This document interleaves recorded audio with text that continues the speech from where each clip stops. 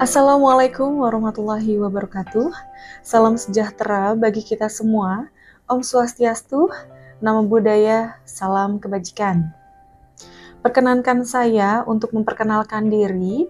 Nama saya Purwatiningsih SEMM, dosen tetap pada program studi Manajemen Fakultas Ekonomi dan Bisnis pada Universitas Bina Sarana Informatika dengan nomor induk dosen nasional atau NIDN 0314119201 atau NUPTK 844670671230313. Dengan penuh rasa tanggung jawab dan komitmen terhadap pengembangan pendidikan tinggi di Indonesia, izinkan saya menyampaikan pernyataan diri dosen atau PDD dalam rangka unjuk kerja Tridharma Perguruan Tinggi atau UKT-PT pada bidang pengajaran. Video ini dibuat sebagai bagian dari proses sertifikasi dosen gelombang 1 yang diselenggarakan oleh Kementerian Pendidikan Tinggi, Sains dan Teknologi atau Kemendikti-Saintek tahun 2025. Pada kesempatan ini, saya akan memaparkan salah satu mata kuliah yang saya ampu, yaitu mata kuliah Manajemen Keuangan. Saya mengajar mata kuliah Manajemen Keuangan pada tahun ajaran 2024-2025 dengan beban studi sebesar 3 SKS. Mata kuliah ini pun diperuntukkan bagi mahasiswa semester 3. Mata kuliah ini termasuk ke dalam kelompok inti keilmuan program studi atau IKPS yang bertujuan membekali mahasiswa dengan kompetensi teoritis dan praktis di bidang keuangan perusahaan. Proses pembelajaran pada mata kuliah ini dilaksanakan secara tatap muka langsung di ruang kelas dengan mengedepankan prinsip konstruktivisme yang memfokuskan pada keterlibatan aktif mahasiswa dalam membangun pemahaman. Pembelajaran berlangsung selama 16 minggu sesuai kalender akademik dan dirancang untuk mendukung capaian pembelajaran lulusan atau CPL dan capaian pembelajaran mata kuliah atau CPMK. Seluruh materi perkuliahan dapat diakses secara daring oleh mahasiswa melalui platform Learning Management System atau LMS MyBase UBSI. Mahasiswa juga dapat mengunduh dokumen perkuliahan seperti rencana pembelajaran semester atau RPS dan rencana tugas mahasiswa atau RTM, serta dapat mengunggah tugas-tugas yang diberikan dosen secara terintegrasi melalui sistem ini. Untuk metode pembelajaran pada mata kuliah Manajemen Keuangan dirancang dan dilaksanakan dengan pendekatan Student-Centered Learning yang mendorong keterlibatan aktif mahasiswa dalam proses eksplorasi dan penerapan konsep-konsep keuangan secara konseptual. Proses pembelajaran ini dikombinasikan yang bertujuan untuk membentuk kemampuan mahasiswa dalam menginterpretasi data keuangan, menyusun keputusan berbasis analisis, serta menerapkan prinsip manajerial secara tepat dalam pengelolaan keuangan organisasi dengan variasi metode yang disesuaikan untuk mencapai kompetensi kontekstual dan aplikatif mahasiswa. Metode yang diterapkan antara lain, pertama, ceramah partisipasif, yang kedua, diskusi terstruktur, yang ketiga, studi kasus kontekstual, yang keempat, latihan analitik dan simulasi, yang kelima, penugasan proyek kolaboratif, yang keenam, presentasi dan umpan balik, yang ketujuh, pendayagunaan LMS. Untuk mendukung pencapaian CPL Program Studi Manajemen S1 yang terdiri atas 3 domain utama. S merupakan sikap, P merupakan pengetahuan, dan KU serta KK adalah keterampilan.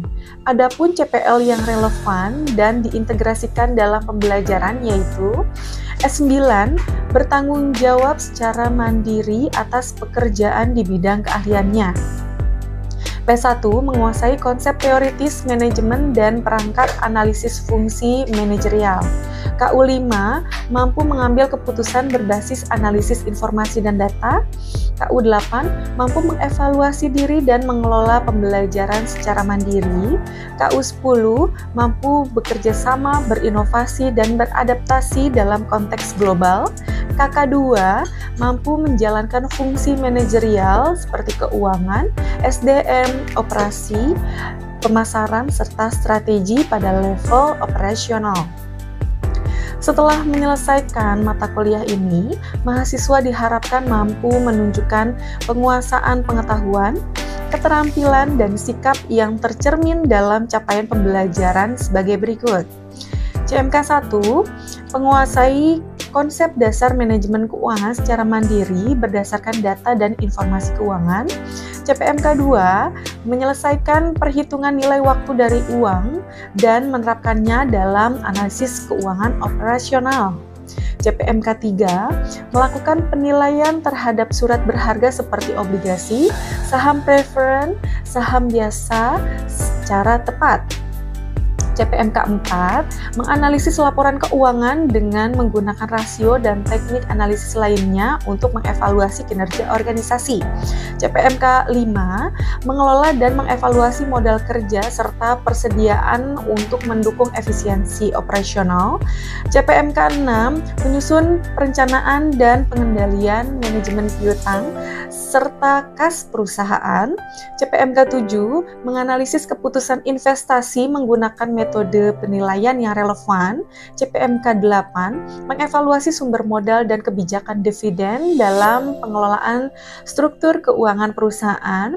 CPMK 9, menghitung dan menafsirkan break-even point sebagai dasar perencanaan penjualan dan profitabilitas. CPMK 10, memahami dan menganalisis isu manajemen keuangan internasional termasuk risiko nilai tukar dan strategi keuangan global.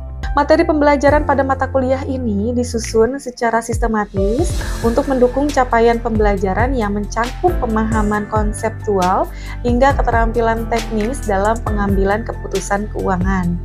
Adapun ruang lingkup materi mencakup pertama, konsep dasar manajemen keuangan, yang kedua, nilai waktu dari uang atau time value of money, yang ketiga, penilaian surat berharga, yang keempat, analisis laporan keuangan, yang kelima, manajemen modal kerja dan persediaan, yang keenam, manajemen piutang dan kas, yang ketujuh, analisis dan keputusan investasi, yang kedelapan, sumber modal dan kebijakan dividen, yang kesembilan, analisis break-even point atau BEP, yang ke-10 adalah manajemen keuangan internasional.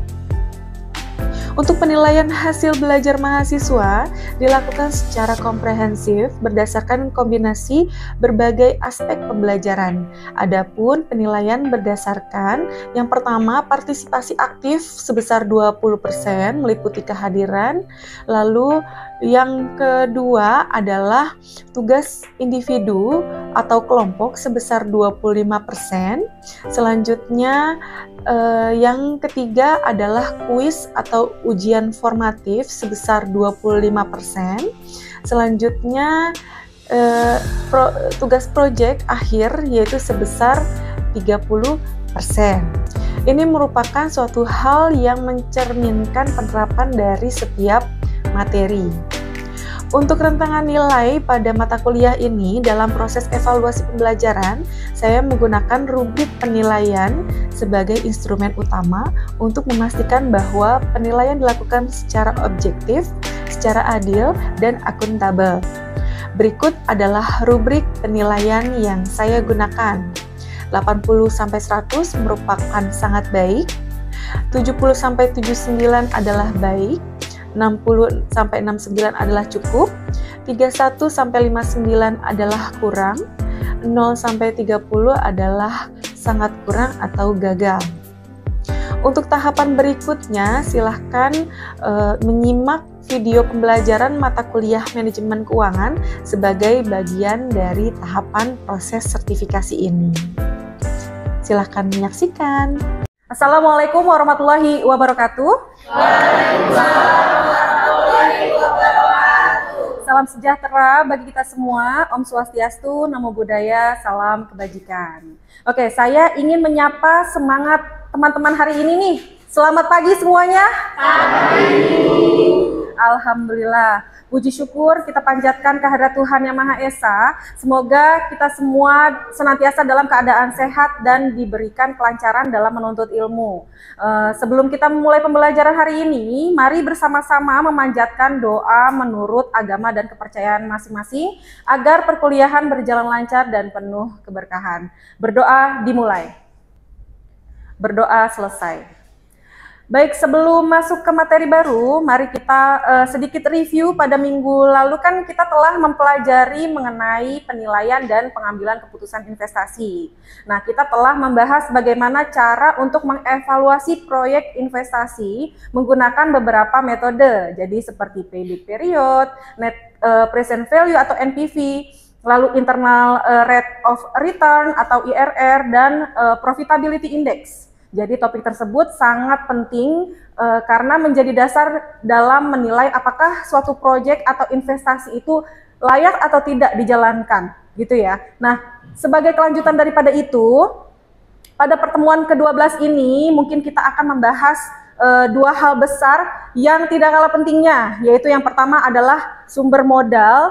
Jadi dari mana perusahaan itu bisa memperoleh pembiayaan. Lalu yang kedua adalah kebijakan dari dividen, gitu ya. Jadi bagaimana perusahaan itu bisa membagi keuntungan kepada pemegang saham, gitu. Jadi topik ini memang berkaitan langsung dengan struktur modal dan strategi pembiayaan perusahaan yang memang akan mempengaruhi keberlangsungan dan nilai perusahaan di jangka panjang. Oke, mungkin sebelum kita masuk ke pembahasan, saya ingin tahu dulu nih kepada kalian semua. Kira-kira menurut kalian, dari mana saja sebuah perusahaan bisa memperoleh dana untuk menjalankan operasional atau ekspansi bisnisnya, gitu. Jadi silahkan, adakah yang ingin mencoba menjawab? Jadi boleh 1, 2 contoh saja. Oke, silahkan, Aifah. Jadi Bu, menurut saya perusahaan bisa dapat dana dari pinjaman bank. Misalnya lewat kredit modal kerja atau pinjaman jangka pendek. Biasanya perusahaan pinjam ke bank untuk menutup kebutuhan operasional hariannya, Bu. Seperti gaji karyawan atau pembelian bahan baku. Oke, bagus ya jawabannya. Tepuk tangan untuk Aifah. Oke, pinjaman bank itu memang termasuk sumber dana dari luar perusahaan ya, dan masuk dalam kategori sumber dana jangka pendek. Jadi biasanya memang bunganya itu kompetitif dan cocok untuk kebutuhan likuiditas yang cepat. Baik, ada lagi yang ingin coba menjawab? Saya, Bu. Oke, silahkan. Kalau menurut saya, perusahaan bisa pakai dana dari laba ditahan, Bu. Jadi bukan dari pinjaman, tapi dari keuntungan perusahaan sebelumnya, yang nggak dibagi ke pemegang saham, melainkan disimpan dan dipakai lagi untuk investasi atau operasional. Oke, tepuk tangan untuk jawabannya, sangat luar biasa. Ya, karena itulah memang yang kita sebut sebagai sumber dana internal atau disebut juga dengan internal source. Ini merupakan bentuk pembiayaan yang memang paling aman karena tidak menimbulkan beban bunga dan juga bisa menunjukkan kemandirian perusahaan di dalam membiayai aktivitasnya. Nah, dari jawaban teman-teman kita bisa menyimpulkan bahwa sumber pendanaan perusahaan itu memang sangat beragam ya. Jadi ada yang memang berasal dari dalam internal ataupun dari luar eksternal. Nah, nanti kita akan mempelajari ketiga jenis sumber dana berdasarkan jangka waktunya. Ada jangka pendek, ada juga jangka menengah, dan ada juga jangka panjang. Karena semua ini sangat memang menentukan strategi keuangan dan kelangsungan hidup perusahaan. Berikan tepuk tangan untuk kedua teman kita yang sudah menjawab. Oke, baik. Sekarang mari kita lihat penjelasannya yang ada di slide ini. Jadi teman-teman, di dunia bisnis itu memang setiap perusahaan tentu membutuhkan yang disebut dengan dana untuk menjalankan kegiatan usahanya. Jadi dana ini memang tidak hanya dibutuhkan saat perusahaan baru saja berdiri, tetapi juga ketika ingin berkembang, terus juga melakukan ekspansi, atau bahkan hanya untuk operasional harian saja. Yang pertama, kita bahas sumber dana dari dalam perusahaan atau yang sering disebut dengan internal source. Jadi memang sumber ini dapat diartikan sebagai dana yang memang berasal dari kekuatan perusahaan itu sendiri gitu ya. Jadi artinya memang tidak meminjam keluar, tetapi melainkan bagaimana bisa memanfaatkan sumber daya keuangan internal yang dimilikinya. Untuk contoh konkretnya adalah perusahaan bisa menggunakan laba yang ditahan atau cadangan dari sisa hasil usaha tahun sebelumnya. Jadi bagaimana untuk membiayai proyek atau kebutuhan internalnya, seperti itu. Nah, ini disebut sebagai unsur dana sendiri dan termasuk ke dalam sumber dana internal. Lalu, untuk memudahkan analisis, sumber dana itu biasanya dikelompokkan berdasarkan jangka waktunya menjadi beberapa. Yang pertama adalah jangka pendek, lalu yang kedua adalah jangka menengah, dan yang ketiga adalah jangka panjang. Jadi ketiga jenis ini memang akan kita kupas lebih dalam pada slide berikutnya. Teman-teman, sekarang kita masuk nih ke pembahasan tentang sumber daya jangka pendek. Ya, saya mau mulai dengan pertanyaan yang sangat sederhana dulu. Kalau perusahaan butuh dana yang cepat buat keperluan harian, misalnya buat bayar gaji, beli bahan baku, atau menutup biaya operasional, menurut kalian cocoknya pakai dana jangka pendek atau jangka panjang? Dan menurut kalian bentuk sumber dana jangka pendek itu seperti apa sih? Kira-kira ada yang bisa menjawab? Oke, silakan. Menurut saya sih cocoknya pakai dana jangka pendek, Bu. Soalnya kan kebutuhannya harian, jadi nggak perlu sampai utang 5 tahun segala. Bisa pakai pinjaman dari bank yang jangka pendek. Oke, tepuk tangan buat teman kita. Nah, betul sekali ya. Jadi Caca betul jawabannya, solusi yang memang sesuai dengan jangka waktu kebutuhan. Jadi kalau sifatnya memang rutin dan cepat, maka dananya pun harus fleksibel dan bisa dicairkan cepat juga. Ada lagi yang mau bertanya? Bu, saya. Oke. Bu, kalau yang kredit tanpa agunan itu artinya nggak perlu jaminan ya, Bu? Berarti resikonya lebih besar ya, Bu, buat bank? Oke, bagus. Itu tepat banget ya. Karena biasanya bunga untuk kredit tanpa anggunan atau KTA itu lebih tinggi dan hanya diberikan ke nasabah yang memang punya riwayat keuangan yang bagus saja. Jadi seperti yang kalian lihat di slide sumber dana jangka pendek ini penting banget untuk menjaga kelancaran operasional perusahaan. Jadi umumnya di jangka waktu yang maksimal 1 tahun dan digunakan untuk kebutuhan yang sifatnya memang mendesak atau rutin, itu bisa kita ambil gitu ya. Jadi ada beberapa contohnya. Yang pertama adalah kredit perdagangan dari supplier, lalu yang kedua ada pinjaman bank jangka pendek, lalu yang ketiga ada kredit UMKM, lalu ada KTA, kredit tanpa anggunan, lalu yang kelima ada leasing dengan tenor yang sangat pendek, lalu yang keenam ada surat berharga komersial ya tentunya. Lalu yang ketujuh ada letter of credit atau LC. Lalu yang kedelapan ada factoring yang tadi dibahas sama teman kita. Atau bisa disebut juga dengan jual piutang. Nah, sekarang kita sudah tahu nih bahwa memang perusahaan itu nggak selalu harus cari pinjaman di jangka panjang. Justru kalau kebutuhannya cepat dan jangka pendek, solusi seperti factoring, trade credit, atau kredit modal yang kerja jauh itu jauh lebih pas dibandingkan yang tadi gitu ya. Jadi kalau kita tadi bahas dana di jangka pendek untuk kebutuhan harian ya, sekarang kita geser sedikit ke tengah yang dimana kita bahas sumber dana jangka menengah. Jadi gini, sederhananya dana jangka menengah ini itu bisa dipakai untuk kebutuhan perusahaan yang memang nggak bisa diselesaikan dalam hitungan bulan saja, tetapi juga nggak sampai bertahun-tahun juga gitu ya. Jadi biasanya jangka waktunya itu antara 1 sampai dengan 5 tahun aja. Sebagai contoh, pertama adalah pembelian kendaraan operasional, lalu yang kedua adalah renovasi bangunan kantor, lalu yang ketiga adalah pengadaan alat produksi baru, lalu yang keempat adalah jenis sumber dana, lalu yang kelima adalah jangka pinjaman menengah gitu ya. Jadi kalau kalian lihat di dalam slide ini ada yang disebut dengan term loan atau bisa disebut juga dengan pinjaman dengan jangka waktu tertentu, biasanya hanya 2 sampai 4 tahun saja. Dan itu bisa dilunasi secara berkala. Nah, ini cocok untuk investasi yang memang skalanya hanya sedang. Lalu yang kedua ada equipment loan atau yang disebut juga dengan khusus untuk pembelian peralatan. Jadi seperti pembelian mesin, produksi, atau komputer kantor. Nah ini biasanya dengan jaminan alat itu sendiri gitu ya. Bu, tapi kalau renovasi kantor juga bisa pakai dana jangka menengah nggak, Bu? Oh iya Hana, apalagi kalau memang biayanya cukup besar ya dan pembayarannya itu bisa dicicil. Itu renovasinya skala sedang, jadi seperti perbaikan ruang produksi, itu cocok banget dibiayai lewat dana jangka menengah. Nah sekarang kita mungkin masuk ke level yang terakhir nih, sumber dana jangka panjang.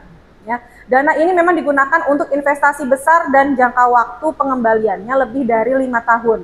Jadi memang biasanya dana ini digunakan untuk pembelian aset yang masa pakainya panjang, seperti tanah, gedung, mesin berat, proyek konstruksi. Jadi intinya itu kalau perusahaan mau bangun sesuatu yang besar dan bisa bertahan lama, mereka tuh butuh pendanaan jangka panjang. Seperti yang kalian lihat ya di layar PPT ini, bahwa ada yang disebut dengan obligasi atau bond, yaitu merupakan surat utang yang memang diterbitkan perusahaan ke publik atau investor dan dibayar kembali setelah 5-10 tahun disertai dengan bunga tetap. Jadi ada juga yang memang disebut dengan hipotek, ya, yaitu pinjaman dengan jaminan aset tetap yang biasanya tanah atau bangunan, gitu ya. Jadi jika tidak dibayar, aset bisa disita, gitu. Jadi kesimpulannya, semakin besar dan strategis kebutuhannya, maka semakin panjang pula jangka waktu pendanaan yang dibutuhkan. Jadi mulai dari operasional harian, lalu ke alat kerja, sampai kepada pembangunan pabrik, semua itu harus dibiayai dari sumber dana yang tepat. Pemilihan jangka waktu pendanaan ini penting banget agar arus kas perusahaan itu tetap sehat dan tidak terbebani oleh cicilan yang tidak seimbang. Teman-teman, setelah kita bahas sumber dana dari jangka pendek, lalu ke menengah, sampai panjang, sekarang kita masuk ke bagian yang cukup strategis di dalam dunia keuangan perusahaan tentunya ya, yaitu struktur modal. Coba kalian bayangkan kalau perusahaan punya kebutuhan dana, dia bisa memilih pakai uang sendiri atau utang. Nah, campuran antara dua sumber ini disebut sebagai struktur modal. Apa itu struktur modal? Nah, struktur modal merupakan capital structure atau yang disebut juga dengan perbandingan antara modal asing utang dan modal sendiri atau ekuitas yang digunakan perusahaan untuk membiayai operasional investasinya. Lalu untuk modal asing merupakan utang jangka pendek ditambah dengan utang jangka panjang. Nah, untuk modal sendiri merupakan laba ditahan yang ditambah dengan pernyataan modal atau saham. Lalu apa itu yang disebut dengan struktur keuangan? Nah, untuk struktur keuangan atau financial structure itu lebih luas lagi. Jadi dengan cara membandingkan seluruh aktiva atau aset dengan seluruh pasiva atau kewajiban ditambah dengan ekuitas. Jadi tujuannya itu memang untuk melakukan pengelolaan struktur modal. Jadi bagaimana mencari struktur modal optimal, yaitu mengkomposisi antara utang dan modal sendiri yang mampu meminimalkan biaya modal lagi menjadi nilai perusahaan semaksimal mungkin. Dan nanti ujung-ujungnya untuk meningkatkan kemakmuran pemegang saham. Sekarang kita sudah masuk ke pembahasan yang sangat menentukan keputusan dari keuangan strategis perusahaan, yaitu adalah faktor-faktor yang mempengaruhi struktur modal. Gitu. Artinya, kenapa perusahaan itu memilih lebih banyak utang atau lebih banyak modal sendiri? Jadi, yuk kita sama-sama bahas satu persatu. Tingkat bunga di sini atau disebut juga dengan biaya modal. Kalau bunga pinjaman sedang tinggi, perusahaan tentunya akan berpikir 2 kali untuk berhutang. Lalu sebaliknya, kalau bunga rendah, mereka lebih berani mengambil utang. Lalu stabilitas perolehan, ya laba, itu kalau perusahaan punya laba yang stabil, mereka itu bisa lebih percaya diri untuk mengambil utang. Tapi kalau labanya naik turun, utang bisa jadi beban yang sangat berat.